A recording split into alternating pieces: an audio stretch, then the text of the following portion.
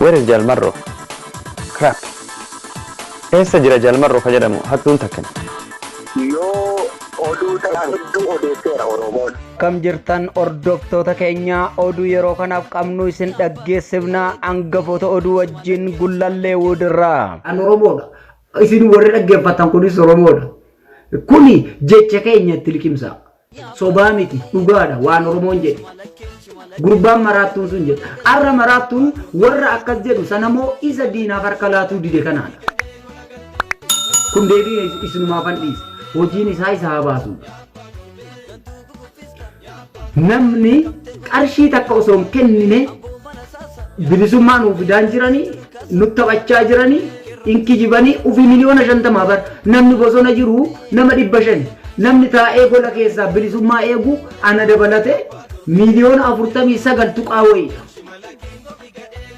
Bilisummaa nuuf fidaan jiranii jarri kijibduudha jarri hattuudha jarri kana jarri akkasiidha jarri maaliidha kan jedhu kanuma akka kootii kana baay'ate kana bilisummaan sakaalamte kan akka kootii kun yoo lubbuu hin kennine yoo arrabaaf dubbii tottolfatee as ba'u taate bilisummaan akkamitti sii dhufa bilisummaan tee akka hin dhufneef sammuudhaan si sakaalan maallaqa kenniteetii miti bar bilisummaan ka dhuftu lubbuu tana si gaafatti bakka maallaqaatittis qabdi bilisummaan dhufuuf waa sadi si gaafatti sadeenuu hin wallaalte Oromoo aarsaa lubbuudhaa si gaafatti qabeenya si gaafatti beekumsa si gaafatti aarsaa lubbuutis kennitee kennaan jirtu manaa gadi ba'i daandii cuuf ni duuta booyaa deebita taskaara kee teenya torbee tokko booddee si daganna qabeenya jedhu hin kennan diinaan saamamee nyaatama hidhamee mirga wabiitiin barana meeqa nurraa guura bahan ilmaan Oromoo mana hidhaa keessatti mirga wabiidhaa akka eeggamuuf jiranii 10,000 5,000 20,000 1,000 akkana nurraa fuudhaan turre eessaa fiddee kennite lubbuu nama tokkootiif iyyuu isa saba dur deemee dubbateefuu hidhamee tokkocha sana hidhaniiti qarshii 1,000 sirraa fuudhanii kennan qarshiin takkasitti ulfaatti qawwee bituu dadhabdee sanatti hanga sana kaffaltu waan ta'eef Oromoon kenni maallaqa qarshii takka miliyoona 50 addunyaa irra jiruyyuu illaa kofnee bara Awuroopaatti dhaltanii qabdu Eeshiyaa keessa akkasii lakkoofsa keessa kan hin seenne meeqa miliyoona 10 wayii lakkoofsa keessa iyyuu kan hin seenne Oromoo jechuun baay'anne faayidaan keenya ammoo xiqqaatee jira faayidaan keenya hin xiqqaati bu'aan nuti finnu jechuudha garuu bu'aan nuti fidaa jirru ijoollee lafaa dhuftu afaan qawweetti kenne deebuu ta'e bu'aan keenya guddaan bu'aan keenya jabaan kan nuti qabnu obboleeyyan keenya waliin baanee yoo ajjeesan awwaallee galuu ta'e no sirrii miti nuti dogoggoraadha nuti uummanni Oromoo dogoggoraadha in dogoggorree jirra dogoggora kana sirreeffadhu Oromoo dogoggora kee sirreeffachuu jechuun ayyuu kee diinaa waliin baatee harka ittiin dhahin akkamitti nama gabrummaa si baasa jedhu yoo arrabsita sammuu akkamii yaadamee beekumsi kee kana barkan na ajaa'ibe beekumsi Oromoo guddaan kan na ajaa'ibu ana tokko kan dinqiinatti ta'e isa paayileetii isa profeesarii isa injiinarii isa doktorii isa meedisinii isa maalii isa teechingii isa maal jedhan garuu itti fayyadamuu hin dandeenye moggaasa maqaa wanticha kanaa fudhanne malee kaayyoo keenya sana ammoo harka keessaan qabu fedhiif dantaa uummata Oromoodha harka keenya keessaa hin qabnu namni fedhiif dantaa uummataa harka keessaa qabu waan uummanni barbaadu sun hanga dantaan hawaasa sanii guutamtutti daandii isaa irraan bu'u ammoo waan boru dhufu ija keessaa kanaa yoo yaadee laale beekuu danda'a garuu beekuu hin dandeenye arra Soomaaliyaan guddatanii miti baay'ina qabaatanii baay'inni faayidaan qabu bar baay'inni keenya kun faayidaa takka hin qabu baay'inaan abdatin Oromoo baay'inaan abdatin xiqqaatee hanga firee xaafii kana ta'ee waan faayidaa qabu waan bareedaa waan gaarii abdii utubaa boruu wirtuu jireenya biyya Oromiyaaf saba uummata Oromoo ta'u horatanii wajjin du'anii daaraa ta'utu caala baay'atee dachii laakkaa'eef maal gatiin isaa ijoo dubbiitti amma gahee guddaan uummata Oromoo kan bilisoomsuu danda'u manguddoodhaa miti. Manguddoo irraa waan eeggatina. Manguddoon baatee qarshii 15 fudhatteeti ilma koo baddee mootummaan kun mootummaa nagaati ol deebiin jedhini. Abbootii warri qabdanitti itti hima. Isa du'eef waaqni araaramu. Isa lubbuun jiru warra maallaqan karaa irraa maqu akkam fudhanne maysina. Isa lubbuudhaan jiru humni guddaan humni darbataman humni ijoon biyya tanaa dhaloota lafaa dhufan kana keessatti ga'eessota keessatti kan ta'uu qabu wal quba qabaatee wal hordofee waloon ta'ee aarsaa barbaachisu hunda ollaa Itoophiyaa tanatti kaffalee biyya isaa Oromiyaa bilisa yoo baasedha. Akkamitti bahuu danda'a? Mee amma as deebinee ilaalla akkaataa inni itti bahuu danda'u uummata Oromoodha. Walumaa galatti xiqqaa guddaa kan hammatu isa garaaf karaa irraa tarellee isa dharaaf dubbii laaqullee isa ijji isaan banaminillee isa kutaaf ganda keessaan baanillee isa amantii lamaan jidduu fi gegeenii taphatullee nuti uummanni Oromoo warri Oromoof Oromiyaatti amanu qabu jechuudha.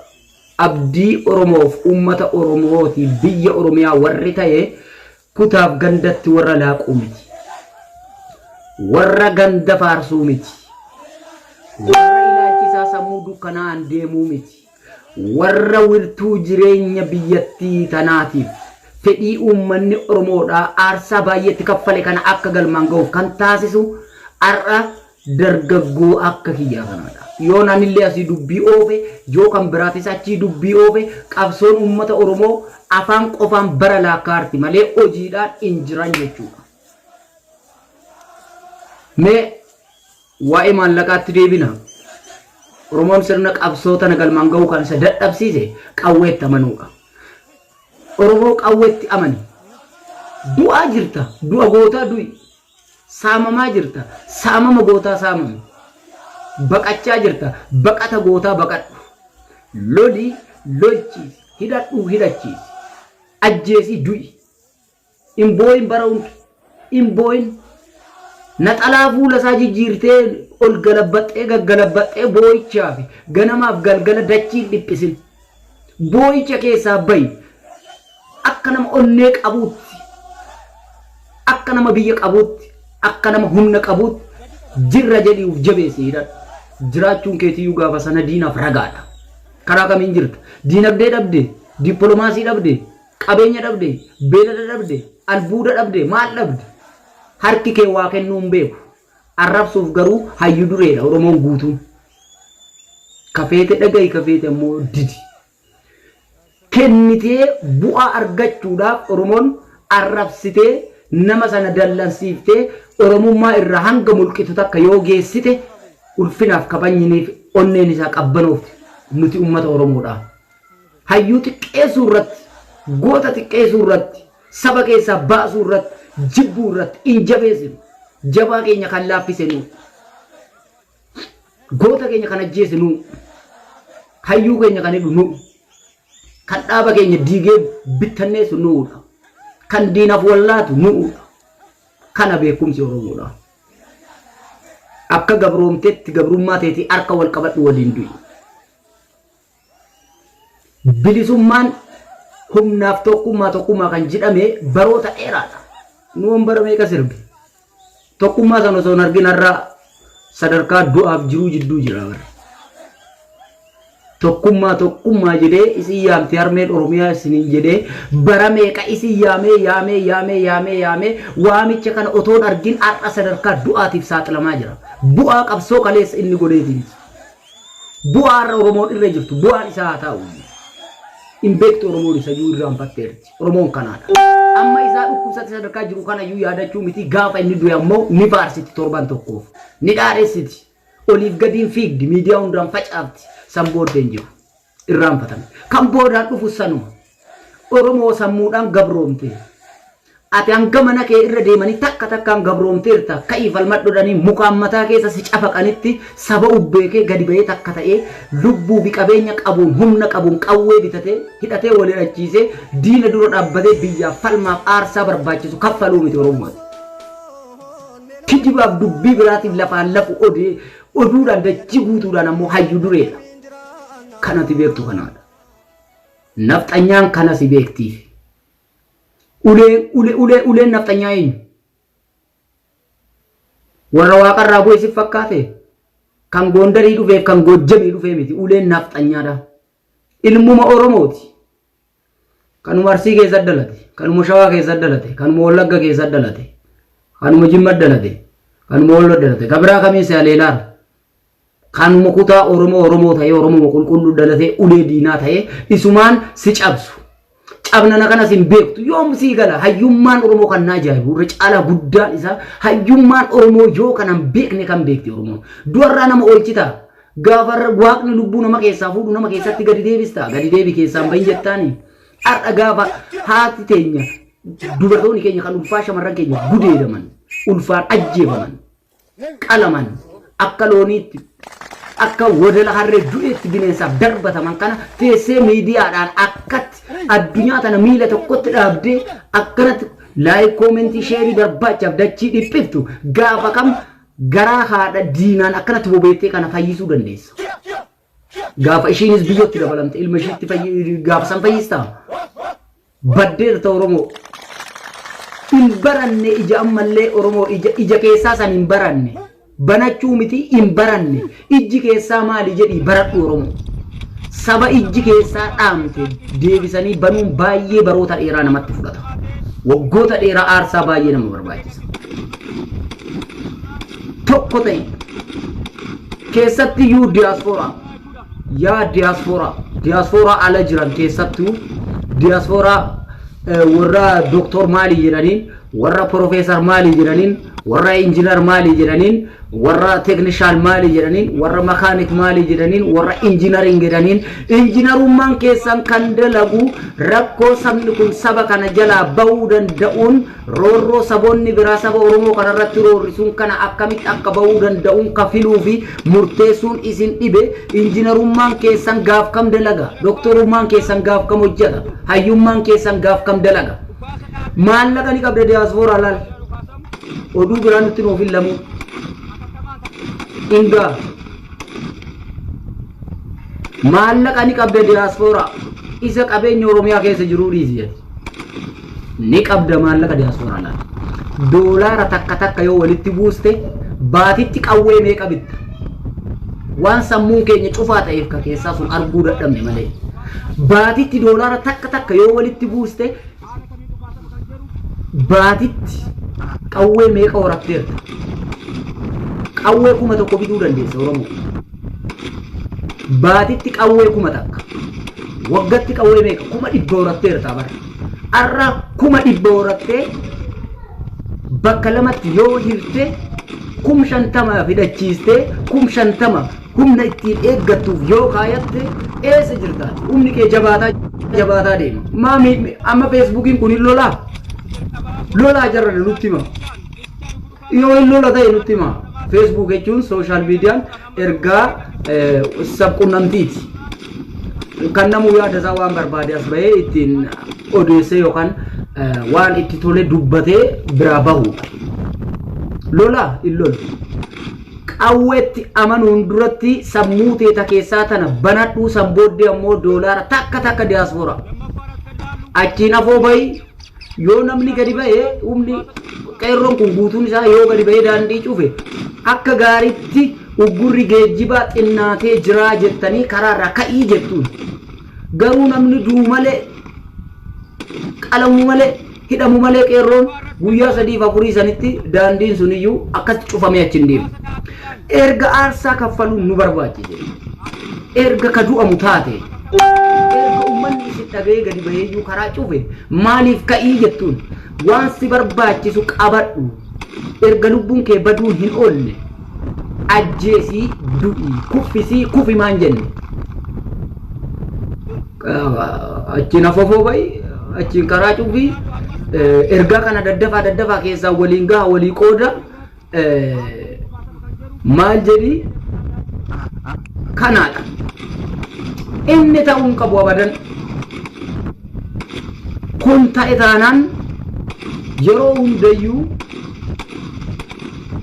bara hundayyuu kan boo'ichaati ummanni keenya kan gaddaati Oromoo kanellee situ uf gabroomse har'allee situ uf gabroomsaa jira ija banadhu mee ija banadhu arrabsoo sana dhiisi waan qabdu walitti buusii qawwee biti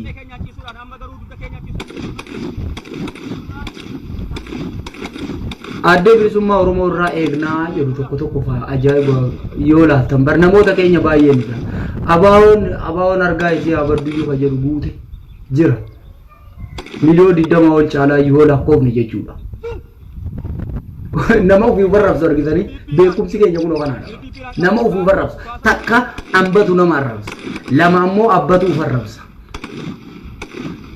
onak shiftaanoo nuun jedha nafxanyaan Oromoo ras deebi'eeti kijibduudha jarrillee hattuudha jedha keenya laal beekumsi keessa eessa dhaqe Oromoo walumaa galatti Oromoo miliyoona 50 beekumsi keessa eessa dhaqe kan bara hunda dubartiin keenya isin duratti qalamu isin duratti duutu isin duratti hidhamtu isin duratti ulfi keessaa ba'u beekumsummaan kee eessa dhaqe sabni beekumsa qabu akka sabaatti wal waamee wal dubbisee waan qabu kennee hidhatee wal hidhachiisee lubbuu tana laatee biyya isaatiin mirga isaatiif saba isaatiif hin dhaabanne maaluma yeroo hundayyuu deddeebi'ee miidiyaa gubbaa akkatti nam 7-8 qabatanii akka dachii balleessan tuffatamaadha boruullee yoo kanan goone laata Oromoo xiqqaadha yoomillee inuma duutu inuma saamamtu inuma hidhamtu inuma buqqaatu akkuma diinaa jalatti kuftee bara hunda booyaa bulta joo kana keessaa hin baane taate joo keessaa hin baane taate ija keessaa kana yoo hin bananne barayyuu ati kan gaddaati ati kan boo'ichaati ati kan liqinfamu ati kan saamamu ati kan du'u kan baqatu siidha obboleeyyan kiyya Oromoo baay'ee sirbinellee baay'ee mammaaknellee baay'ee haasofnellee baay'ee odeessinellee baay'ee kijibnellee baay'ee wal gurgurrellee baay'ee wal amannellee baay'ee kutaaf gandaa'illee wal dhiibaa turrellee baay'ee amantiif maalii jettanii jinniinillee akkas wal dhiibaa turtanillee san hundaaniyyuu bu'aa tokko hin kasaartamne ka ganda faarsellee ka amantii leellisellee ka kutaan nama walitti naqellee kan ebalu faarsellee kan ebalu xiqqeessellee miizanni kee bu'aan ati argatte duwwaadha mee natti mi namni ganda faarsee milkaa'e natti mi mee warri amantii kiristaanaatiif amantii muslimaa jidduu fiigee Oromoota walitti naquudhaa fi surreen udduudhaan sirratti dhumtee miila qullaa ganamaa galgala fiigaa turte bu'aa argatte mee bu'aa inni argates yoo argita hoom tokko argatte kasaaraa malee sun hundiyyuu isin baasuu didela argatte karaa malee dhiibaa jirra waan ta'eef karaa malee dhiibaa jirra dhugaa gootota awwaalle waan ta'eef haqa gootota awwaalle waan ta'eef kijiba baay'isne waan ta'eef ufuma wal saamuu baay'ifne waan ta'eef ololuma walirratti oofuu baay'ifne waan ta'eef kan miidiyaa kanarratti wal xiqqeessu Oromoodha kan wal amatu Oromoodha kan wal arrabsu Oromoodha kan wal saamu Oromoodha kan wal ganu Oromoodha kan wal gatu Oromoodha kan wal gurguru Oromoodha naftanyaa argitanii miidiyaa gubbaa kan walitti dheekkaman Tigraay agartanii miidiyaa gubbaa kan walitti dheekkaman Walaayitaa agartanii miidiyaa gubbaa kan walitti dheekkaman Somaaliyaa agartanii miidiyaa gubbaa kan walitti dheekkaman hattuun burjaaja'aan kijibduun faradduun numa keessaa baate numatu kana dalaga numatu walirratti dalaga itti liqimsi gadi siin liqimfamtu dhugaan silaa Oromoo Oromoon hayyuudha Oromoon beekaa obsa qabaa hundaa danda'aa jaallataa inammataa dadhabaa yaabbisaa beelaa nyaachisaa jedhu warri gara dheereffatu warri afaan dammaa warri tooftaa Oromoo ittiin cabsan beeku warri Oromoo garaa ittiin laaffisan beeku Oromoonis isa kana dhugaadha dubbichi kun jedheeti jabeessee qabatee ofitti as fuudha obboleessa ilma kee maa dhiibda ofirra waan maal taateef ilma kee diinatti laattee diinaa wajjin gabbaatee ol irratti barsiisa amma diyaasfoora qabsoo gooteerta eegooti qabsoo sakaallaan godhin qabsoo dhugaa eenyullee haluun barbaadu akka kiyyatti dhugama eenyullee haluulleen barbaadu xiqqeessulleen barbaadu akkuma wallaalummaa biyyaatti ammoo yoo kana jedhu beeka abbaa beetee haqa ummata Oromootiif fedhii ummata Oromoo yoo hubatee kan beekne yoo karaan inni itti malu sun sirrii nuuf hin taane akkuma wallaalummaa biyyaatiin dura dhaabbata. Diyaaspooraa sirraan jalqaba. Diyaaspooraa kana keessa beekaaleen baay'ee jira. Hayyuuleen jira. Hayyummaan sun garuu kan ittiin nu baaftu maallaqa walitti guura. Yoo hojjechuun isaan qaban namni miliyoona tokko kenne bara addee bilisummaa Oromootti bara kana waan bara duraa dhiiga. Bara Taaddasaa, bara Waaqoo, bara Jaarraa dhiiga. Mee bara jaraa sadhiisa.